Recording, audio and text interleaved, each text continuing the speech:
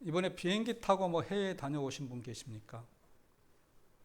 조사하려고 하는 것은 아니고요. 비행기 좌석에는 두 가지의 좌석이 있죠. 비즈니스석과 에코노미석입니다. 또 뭐 퍼스트 클래스도 있다고 하대요. 그런데 뭐 퍼스트 클래스는 저는 못 봤고요. 비즈니스석과 이코노믹석입니다. 이코노믹석은 자리가 좀 좁죠. 자리가 좁습니다. 불편하죠. 반대로 거기에 반해서 비즈니스석은 자리가 조금 넓습니다. 그리고 서비스도 좋습니다. 그래서 장거리 여행을 할 때는 비즈니스석이 훨씬 좋죠. 편하게 갈 수 있습니다. 단지 좀 돈이 많이 들어서 그런다는 것이지 가고 싶은 자리는 비즈니스석입니다. 어떤 할머니가 비즈니스석에 앉았습니다. 티켓은 이코노믹석인데 이 할머니가 잘 모르고 비즈니스석에 앉았어요. 답답한 사람은 스튜어디스죠. 스튜어디스. 자기 자리로 가야 되는데 답답합니다. 그래서 할머니에게 가가지고 할머니 자리는 저 뒤입니다. 뒤로 가셔야 합니다. 할머니가 못 들은 척 합니다. 못 들은 척. 아니, 자리가 얼마나 좋은데요. 앉아보니까 편하고. 그래서 못 들은 척 합니다.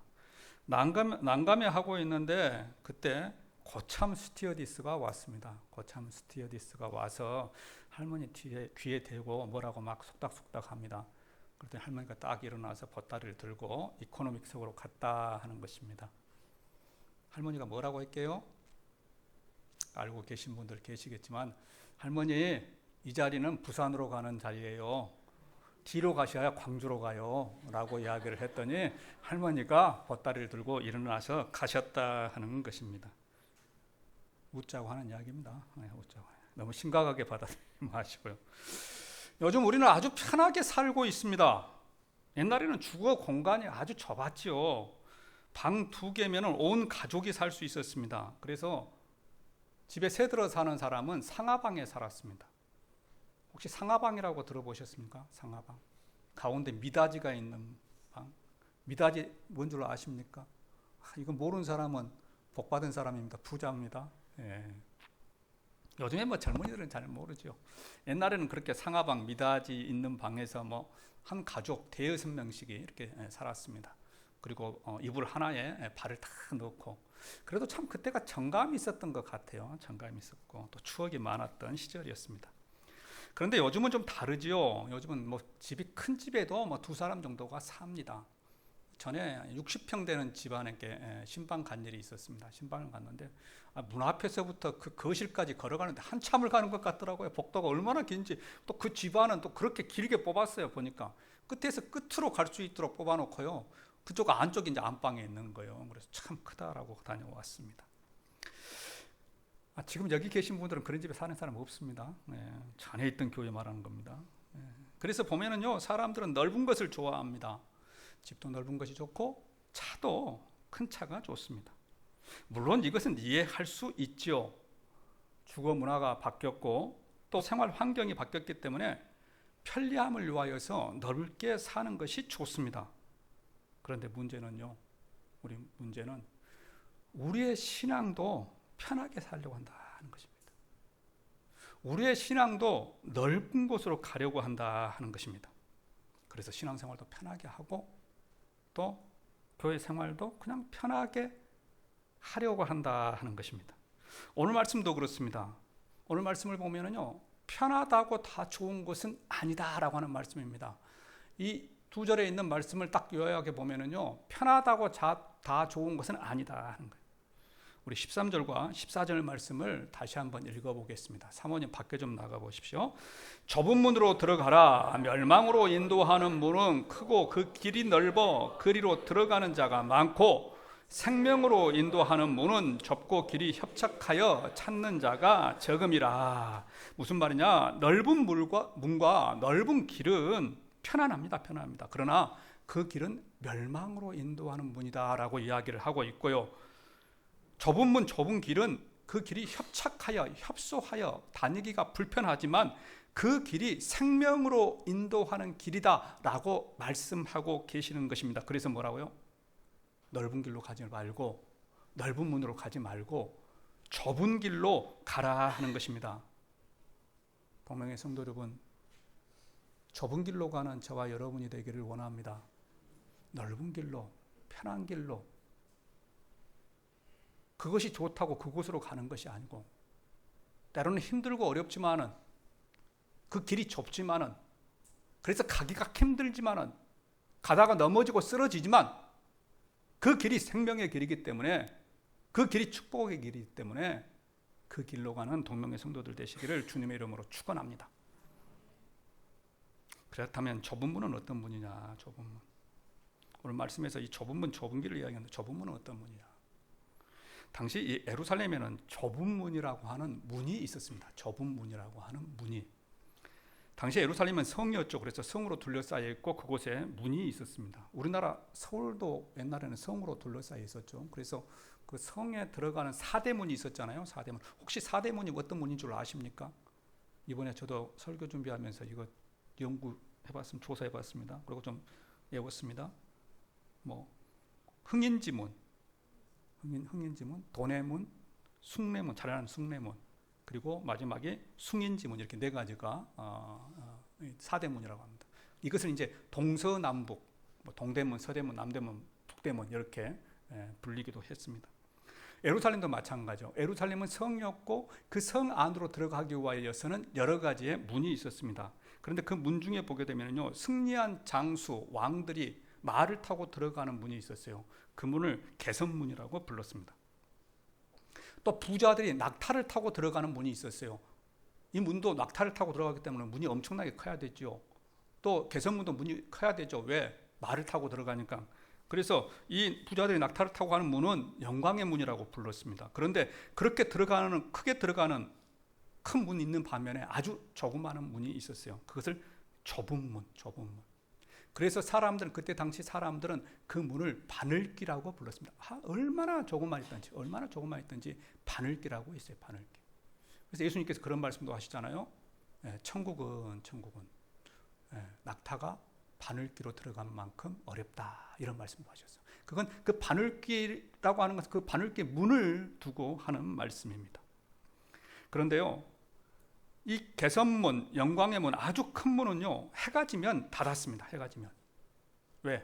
밤에는 적이 침입을 해오기 때문에 문을 열어둘 수 없잖아요. 그래서 해가 떨어지면은 문을 닫았어요. 그래서 이 성 밖에서 농부들은 농사를 짓습니다. 성 안에서 농사를 짓는 것이 아니고, 뭐 여러분들도 아시겠지만 성 밖에서 농사를 짓다가 해가 떨어지면은 그 성문을 통과해서 자기 집 안으로 들어오는 거예요. 그래서 해가 지기 전에 다 일을 마치고 들어와야 돼요. 왜? 어둑어둑해지면은 이제 적이 공격을 해올 수 있다는 거죠. 그래서 이 큰 문들은 해가 지면은 다 문을 닫았습니다. 그런데 이 바늘기라고 하는 문, 좁은 문이라고 하는 문은 밤에도 열어놨어요.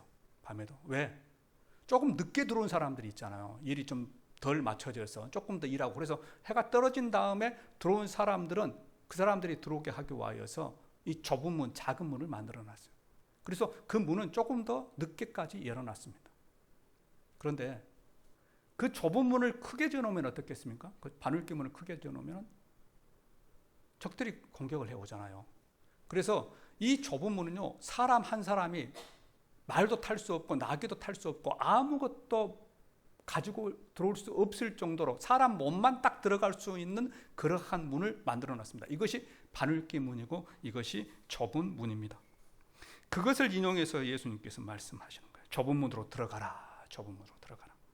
멸망으로 인도하는 문은 크고 그 길이 넓어서 그리로 들어가는 자가 많고, 생명으로 인도하는 문은 좁고 길이 협착하여 찾는 자가 적음이라. 그래서 좁은 문으로 들어가라는 거예요. 그렇다면 왜 예수님께서 그 바늘기 문, 좁은 문을 비유를 해서 말씀하시느냐? 좁은 문으로 들어가는 것은요, 신앙생활을 철저히 하라는 것입니다. 예수님을 잘 따르라는 것입니다. 하나님 말씀을 잘 믿으라 하는 것입니다. 그때 당시에는 이렇게 해석을 하지만 지금 우리가 살고 있는 이 시대에는 신앙생활을 철저히 하라는 거예요. 대충 신앙생활 하는 것이 아니고, 나오고 싶으면 나오고 말고 싶으면 말고, 이렇게 신앙생활 하는 것이 아니고 철저하게 신앙생활 하는 것이 힘들고 어려워서 그것이 좁은 길이라고 할지라도, 아무것도 다 내려놓고 바늘기로 들어가야 되는 그 좁은 길이라고 할지라도 신앙생활 할 때는 하나님 중심, 말씀 중심, 기도 중심, 교회 중심, 예배 중심으로 살아가라고 하는 것이 오늘 말씀에서 우리 주님께서 말씀하고 있다 하는 것입니다. 왜? 그 좁은 문이 협착해서 들어가기가 힘들고 어렵지만 그 길이 곧 생명의 길이고 그 길이 곧 축복의 길이고 그곳에 희망이 있기 때문에 그 길로 들어가라 하는 것입니다. 상당히 얼굴이 안색이 굳어졌습니다. 좁은 문으로 들어가는 저와 여러분이 되기를 원합니다. 그러면 넓은 길은 어떤가? 넓은 길로 가면 쉽고 편하죠. 편합니다. 그런데 쉽고 편한 것이 좋은 것이 아니다 하는 거예요. 그냥 더 나오고 싶으면 나오고 나오고 싫으면 안 나오고 이것이 좋은 것은 아니라는 것입니다. 우리 그리스도인에게 있어서 좋은 것은 힘들고 어렵더라도 좁은 길을 가는 것이 힘들고 어렵게 신앙생활을 하는 것이 좋은 것이지 넓은 길은 나왔다 안 나왔다 하는 것은 그것은 사망의 길이고 죽음의 길이다 말씀하고 있습니다. 성도 여러분, 넓은 문으로 들어가는 것은 신앙생활을 편하게 하는 것을 말합니다. 예수 믿기 전이나 믿은 후나 달라진 것이 없는 것을 말합니다. 교회 다니기 전이나 다닌 후나 변함이 없는 신앙을 말합니다. 야, 나는 변하면 안 돼. 야, 사람이 변하면 죽는다더라. 나는 끝까지 이 모습을 고수할 거야. 이런 신앙은 넓은 문의 신앙이다 하는 것입니다. 요즘에 보면은 기독교보다 카톨릭을 선호하는 사람들이 많습니다. 기독교보다 카톨릭. 그런데 그 이유를 들어보면요, 기독교는 폐쇄적이라 그래요. 폐쇄적. 그냥 오직 하나님만. 다른 사람들, 다른 종교를 수용하지 않는다, 받아들이지 않는다, 인정하지 않는다라고 그렇게 이야기를 합니다. 그런데 카톨릭은 다르죠. 카톨릭은요, 제사도 드리고 하나님도 믿고 무속신앙도 인정합니다. 마리아도 신이라고 합니다. 그래서 기독교보다 카톨릭이 더 믿기가 좋습니다. 이래도 되고 저래도 되는 것이니까. 그런데 그렇게 하는 것은 넓은 길을 좋아하기 때문이다 하는 거예요. 좁은 길로 가려고 하지를 않습니다. 카톨릭도요, 우리나라에 처음 들어왔을 때 기독교보다 먼저 들어왔죠. 카톨릭이 우리나라에 들어왔을 때 우리나라 사람들 술, 담배 하지 못하게 했습니다. 당시 우리나라 사람들 이 술, 담배에 찌들어 있었죠. 완전히 찌들어 있었습니다. 술, 담배 때문에 아무것도 못했습니다. 특히 이 술 먹으면 개지요, 개. 그래서 자녀들 때리고, 가정, 아내 때리고, 술 때문에 얼마나 패가 망신한 사람 많습니까? 그것을 보고 우리나라에 들어왔던 이 선교사님들, 기독교 선교사님들은 야, 이 나라는 이래서는 안 되겠구나. 도저히 이 술, 담배 때문에, 제사 때문에 이 나라는 가능성이 없다. 그래서 말씀대로 술과 담배, 제사를 하지 못하겠습니다. 그런데 카톨릭도 왔어요. 카톨릭도 와서 똑같은 것을 봤습니다. 그런데 카톨릭은 뭐라고 했냐면은 야, 이 나라는 술, 담배, 제사를 허용하지 않으면 전도가 안 되겠구나. 그래서 로마 교육청에다가 상소를 합니다. 이 나라는 이렇게 합니다. 그래서 이 나라는 술과 담배, 제사를 허용해야 되겠습니다. 교황청에서 허용을 해줬어요. 그래서 지금 그들은 술, 담배, 제사 다 합니다. 지금 교황의 권위는요, 그들의 법에 따르면 교황의 말은 성경 말씀과 똑같은 말입니다. 그래서 성경의 것들도 교황이 해석을 합니다. 해석을 해요. 그래서 교황이 교제를 내리면요, 그것이 곧 하나님의 말씀이 됩니다. 제가 지난번에 한번 말씀드렸죠. 낙태에 대한 말씀, 낙태는 죄죠, 죄.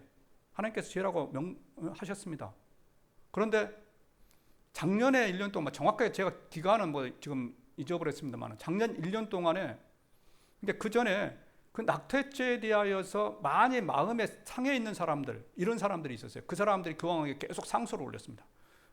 낙태죄를 용서해달라고. 그랬더니 교황이 작년 1년 동안 그 자기 낙태죄를 주임 신부에게, 그러니까 이 모든 신부는 아니에요. 이렇게 성당에 있으면 성당에 주임 신부가 있습니다.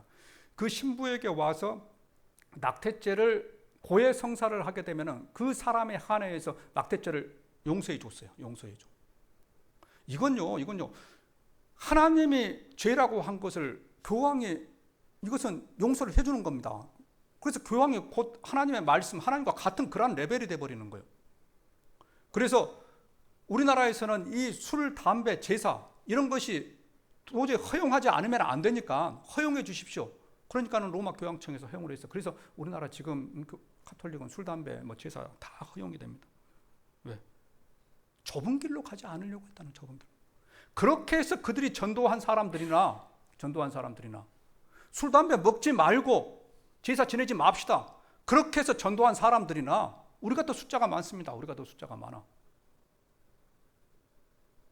성도 여러분, 좁은 길로 갈 때 하나님께서 축복해 주신 줄 믿으시길 바랍니다. 좁은 길. 네. 아무리 힘들고 어렵더라도 아닌 것은 아닌 것이라고 나갈 때 하나님께서 축복해 주신 줄로 믿습니다. 저는 참 이번 주에 감사한 일이 있었습니다. 감사한 일. 네. 이제 이렇게 명절이 목금토잖아요. 목금토. 이렇게 딱 가운데 끼면은 조금 이게 앞뒷 날에 수요일과 주일이 있습니다. 그래서 이게 예배를 드려야 되느냐 말아야 되느냐, 이제 이것 가지고 가운데가 딱 들어가 있으면은 뭐 예배를 좀 뭐 못 나오시니까 쉬는 것이 저도 마음이 편합니다. 그런데 연휴 전날, 그 다음에 연휴 끝나는 날 이 예배, 뭐 주일 낮 예배는 괜찮죠. 주일 밤 예배, 뭐 한 번 쉰다고 해서 뭐 문제가 되겠습니까? 근데 이제 이 수요일 날 앞에, 수요일이에요. 수요일 날 많은 갈등이 있었습니다. 아, 이거 하루 좀 쉬어? 성도들 뭐 그 다음날 가실 터인데 하루 쉬어? 그런데 제가 여기서 뭐 자세히 설명을 드릴 수 없지만은 이 연휴 기간 동안에 명절을 만났을 때에 제가 예배를 쉰다, 드린다라고 하는 그런 기준들이 저에게 있습니다. 어느 정도 기준이 있어요. 그 기준에 따라서 제가 이렇게 교회를 운영해 가거든요. 그래서 그 전날 마라 좀 갈등을 했어요. 갈등을 하다가 제 기준에 따라서 전날은 예배 드린다. 우리 성도님들 얼굴 쓱 보니까 그래도 믿음의 용사들이 많다. 예배 드리고 가실 것이다. 그 숫자가 적어도 기도하고 간다.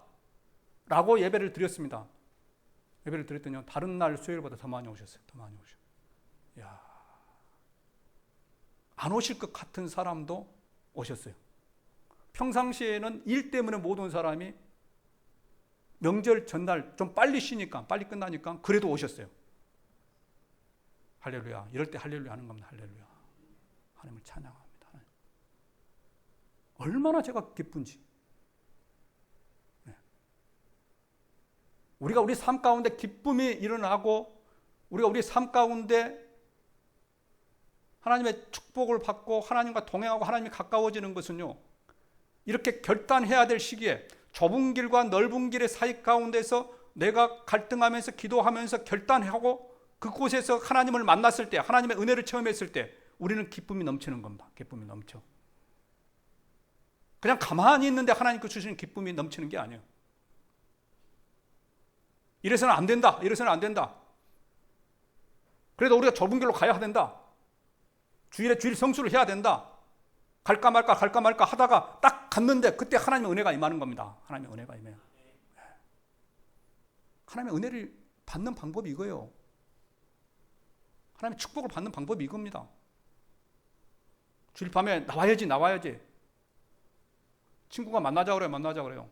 그것을 거절하고 나왔을 때 하나님의 은혜가 임한다 하는 것입니다. 동명의 성도 여러분, 좁은 길로 가시길 바랍니다.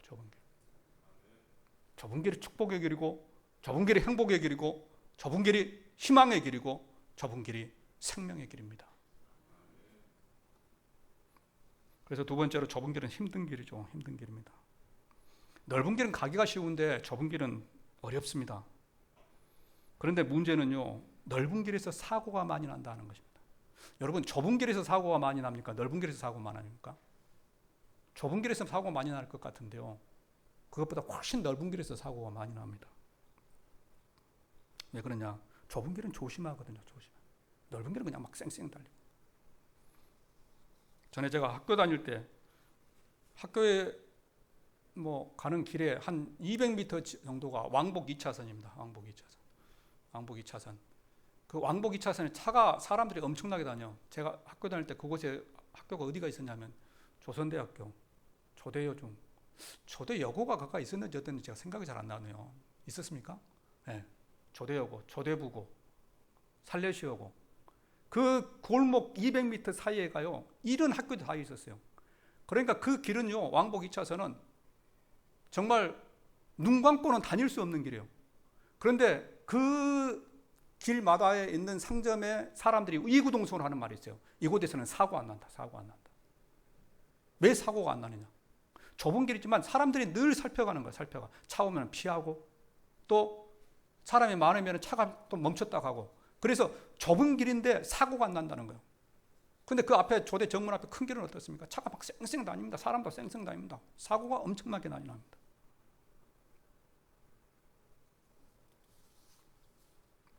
성도 여러분, 좁은 길이 안전합니다. 좁은 길이 안전합니다. 불편하긴 하지만 좁은 길이 안전합니다. 아침 저녁으로 예배드리고 말씀 보고 기도하는 것이 어쩌면 불편할 수는 있습니다. 그러나 그 길이 그렇게 하는 것이 축복의 길이고 안전하다 하는 것입니다. 이것을 기억하는 저와 여러분들이 되기를 원합니다. 그래서 우리는 늘 좁은 길로 가야 할 줄로 믿습니다. 우리의 신앙도 그렇습니다. 우리의 신앙도. 좁은 곳에서 결정이 납니다. 좁은 곳에서. 우리 그렇죠. 뚝이 무너질 때 어떻게 무너집니까? 큰 뚝이 무너질 때 그냥 한 번에 아르장하고 무너진 거 아닙니다. 처음에는 막 금이 가고 그리고 그곳에 구멍이 생기고 그리고 균열이 일어나고 그래서 마침내는 이 뚝이 무너지는 거잖아요. 우리 신앙도 마찬가지입니다. 우리 신앙도요. 처음부터 그냥 딱 멈춰가지고 나 교회 안 나와 이렇게 하는 사람은 없습니다. 보면 딱 알아요. 보면 기도하던 사람이 기도에 빠진다. 또 말씀 보던 사람이 말씀에 빠진다. 뭐 수요일 밤에 나오던 사람이 안 나온다. 그러면 그때부터 그 사람 병이 들어가 있는 것입니다. 그리고 어느 한 순간에 이제 예배를 안 나오고 또 하나님을 등지게 된다 하는 것입니다. 작다고 무시하지 마시길 바랍니다. 작다고. 이 정도면 괜찮겠지. 한번 예배 빠진다고 해서 뭔 문제가 되겠느냐? 한번 기도에 빠진다고 하면 문제가 되겠느냐? 한번 전도에 빠진다고, 한번 봉사에 빠진다고, 한번 11조 빠진다고 뭔 문제가 되겠느냐? 그런데 사탄은요, 그 작은 것에, 그것에 빨대를 꽂아 넣습니다. 그 작은 것에 빨대를 꽂아 넣습니다. 그리고 그 영혼을 병들게 합니다. 요즘에 TV에서 이 여행하는 프로를 많이 하죠. 여행하는 프로. 전에 있었던 그 여행 프로에 프랑스를 간 그런 사람이 있었습니다.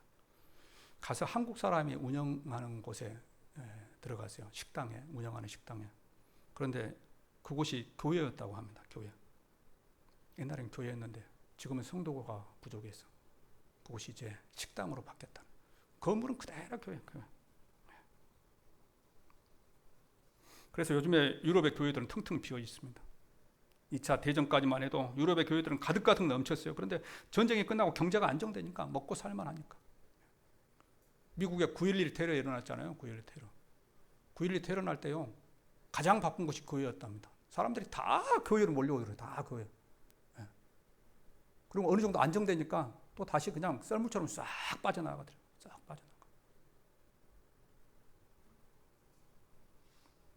동명의 성도 여러분, 교회는 우리가 지켜야 합니다. 하나님을 우리가 지켜야 합니다.